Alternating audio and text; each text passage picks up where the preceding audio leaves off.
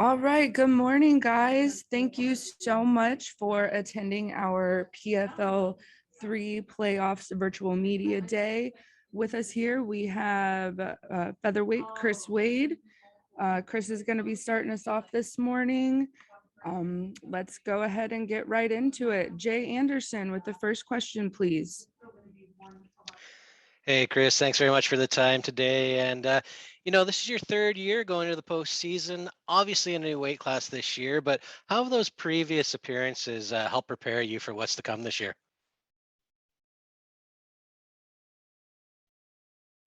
You're muted, buddy. Chris, you're muted. I believe that they've sorry about that, that they've helped prepare me in that I have fought twice in one night in the playoffs in the last two seasons, and I've competed and won in dominant fashion in my first two fights of that evening, and it was only the second fight of the evening where I've had stumbles.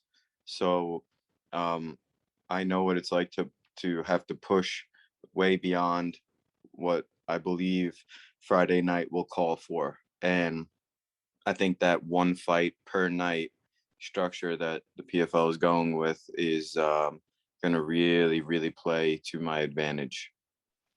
Is there any part of you that's disappointed that it's not two fights in one night this year so that you can kind of go out and say, yeah, I can win both in one night?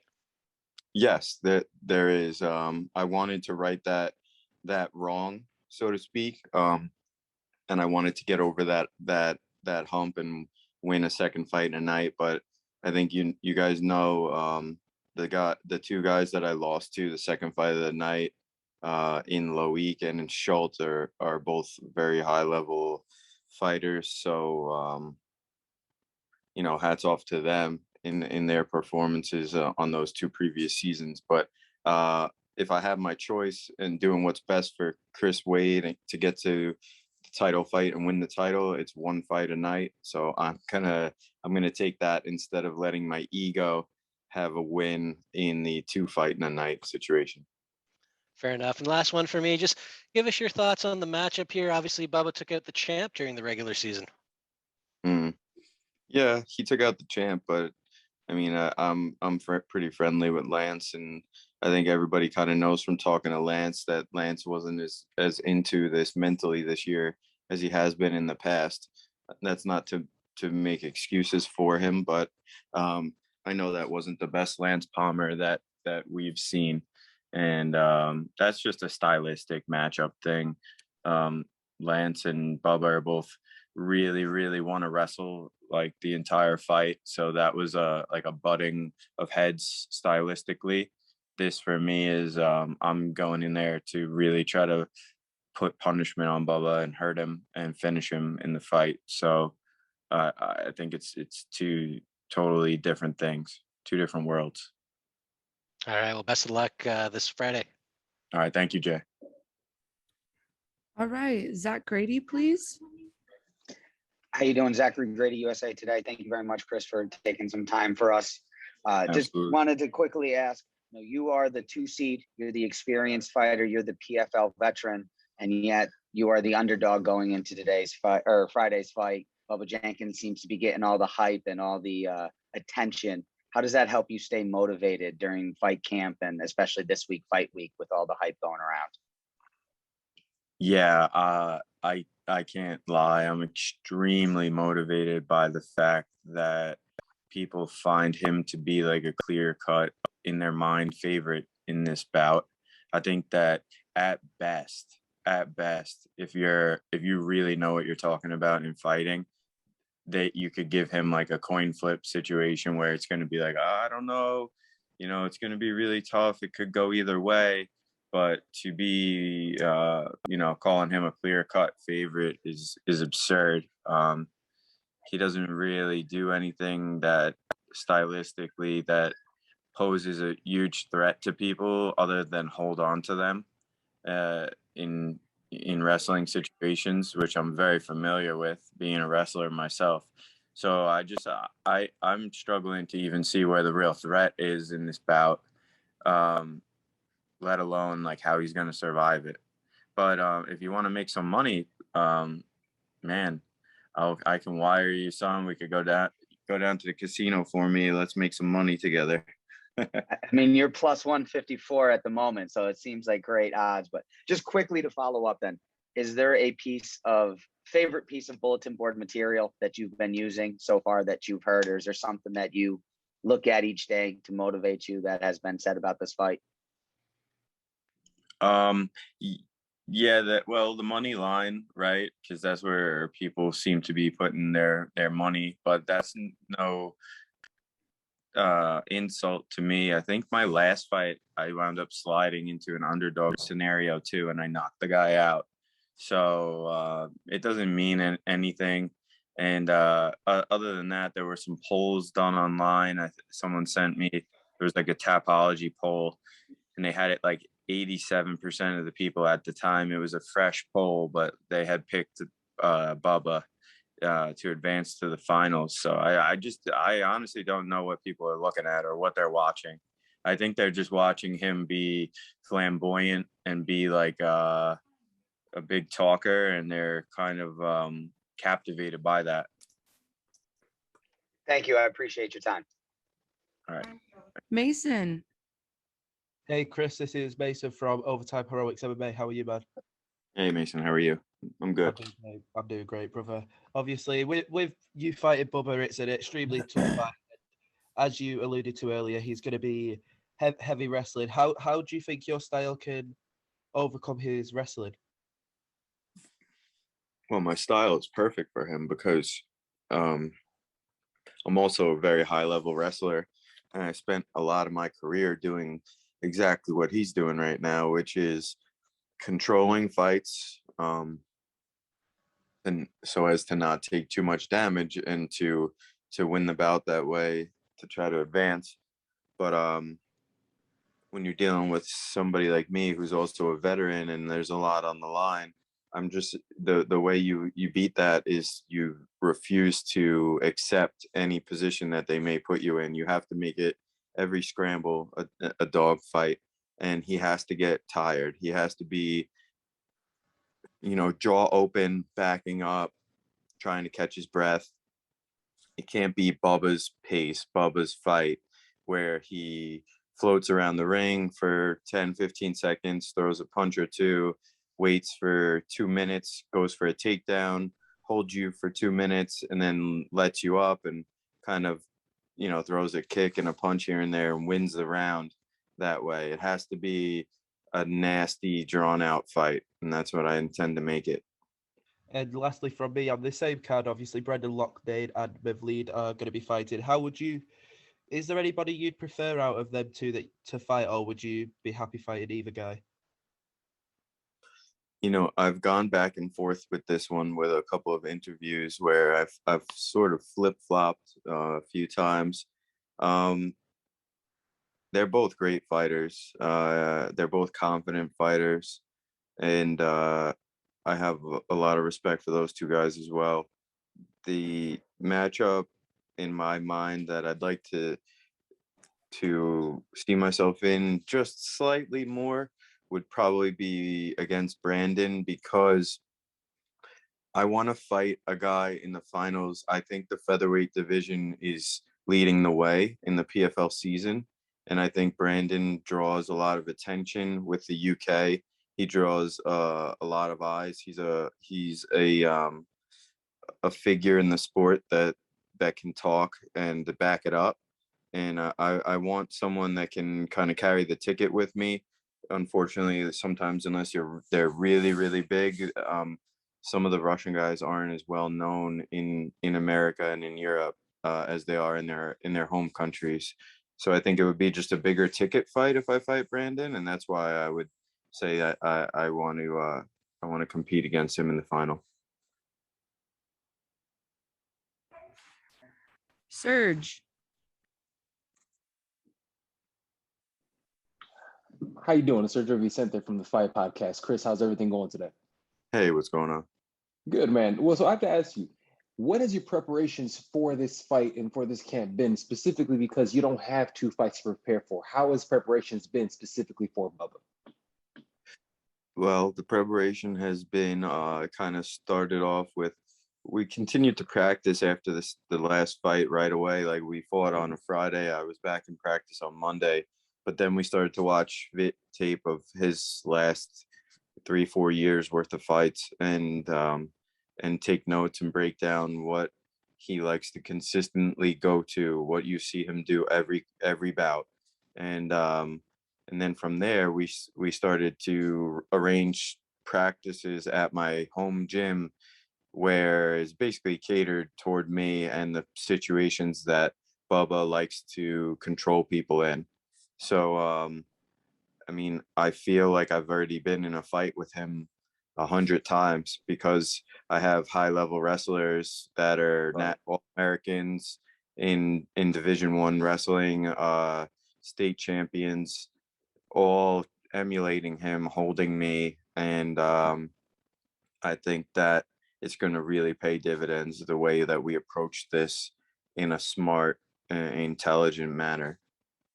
Awesome, awesome. And last from me, being that you're a veteran in this game, you've been doing this for a while. What would it mean to actually win this tournament with so many badasses in your weight class? Yeah, like I said a couple questions ago, I think that the featherweight division, maybe it's just because I'm in it, but I feel like we're kind of carrying the torch right now, where we're putting on shows, and we're making sure that the fans um, have good things to say after the nights that we compete on. So that would mean means a lot to win the premier division in a tournament like this. And I've wanted this so bad. I wanted to be a world champion in one of the high end promotions in MMA, because I know that I'm capable of it, and I know I have the athleticism, the toughness, the skill set. So it's time to manifest that and to make it come true. It's time to buckle down and perform and be the man. Awesome. Chris, thank you so much for your time, man. All right, Sergio, thank you. Absolutely. Michael Morales, please. Hey, Chris, how are you doing today? Hey, Mike. Hey, brother. You've been here in this industry for almost 10 years. On November, actually, you will be celebrating your decade inside the MMA industry. From watching your first fight until what you are today, what do you think is the key behind your success as an MMA fighter? Well, one of the main keys is my high level, high pedigree in wrestling that I came from. I It allowed me to be a very successful MMA fighter right off the bat with very little actual MMA experience. I was able to go in and win professional MMA fights before I really knew what the heck I was doing in like high level kickboxing or in most striking exchanges. So it was the vehicle that, excuse me, allowed me to um, be successful but grow in the sport at the same time. I've got a lot to thank wrestling for in my life, and my career path is one of them. And last but not least, Bubba has his own style. He loves the entertainment side, the trash talking, the everything that he does before the fight to get into the head of his opponents. Does any of his trash talking or entertainment side affected your game style, and what are you doing to avoid this happening? No, I'm a veteran and I wrestled my whole life, so I know better than most that no matter what he says or does, it doesn't mean anything. I mean, look at the Conor McGregor Dustin Poirier fight. Conor McGregor said everything personal he possibly can to that man, about his family, about you name it. He said it, and he still destroyed him. So it doesn't matter what people say. That's all an attempt to make you a lesser competitor when you walk in there. And I don't pay attention to anything that Bubba does or says, because the only thing that matters is once they lock the cage door. That's literally it.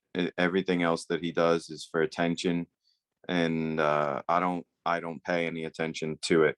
I watch what he's done when the cage is locked against other competitors, and I'm gonna be in there. If he wants to run his mouth and talk while we fight, we can talk the whole time we fight. I love to do that.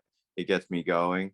But the talk beforehand, I don't really believe in it. I get the entertainment side of it, and I appreciate him as a athlete trying to like bring eyes to the sport, but it doesn't get in someone like my head. Perfect, man. Thank you very much for your time. Ronald. This is Ronald E. Smith from Getting Real. Chris, how are you doing? Hey, Ron, how are you? Can't complain, man. As you know, back when in 2017 you were cupping the UFC, you were a different fighter, but now you have grown each and every time you step in the cage. What for you has been the biggest, not motivation, but the biggest evolution in yourself as a fighter to where you are right now? Well, that adversity in being successful and not wanted, like being 5-2 in the UFC, coming off a win, and then being let go, not having a new contract extended, is a slap in the face. You don't hear that happen too much. It's just a testament to how undervalued those athletes are. So I kind of hit a lull after that. My first fight was Schultz here in the PFL. I was like very down mentally, down on the sport, and that fight was where he kind of took it to me in the regular season that year. First fight, it was a make or break moment for me where I said like that I need to kill off the old me and become a new person who's willing to put myself in harm's way in order to get the results that I want, which are exciting fights, exciting highlight moments and finishes. And I honestly think that even though I tried to make that mentality my own right away, in 2018, it's taken some time to actually develop. And I'm finally this year really opening up to where you see like that I would prefer to be in someone's face, punching, kicking, kneeing, than to be against the cage in control or on the ground in control. So yeah, I mean, I think it's all those moments where it's like somebody doesn't want you, right? And you can't understand why. That makes you grow. Pain makes you grow. So I would say that for me, it's those painful moments. And now, speaking right now, as you are one win away for going to the finals, the pain that you went through, what would it mean for you to win and get that moment that you feel that is so rightfully yours? Yeah, I think that in what I'm trying to accomplish, that's going to be a nice step in the right direction, but I have a lot more to prove to people. There's a lot more that needs to come out, and that people need to see that I'm a very, very dangerous fighter, a high level fighter, and that I could go with anybody in the world at this weight. So that's really my next step, is to put myself in a conversation where you guys, the media, is having conversations saying, damn, I mean, could Chris Wade beat the best guy over in this spot or over here?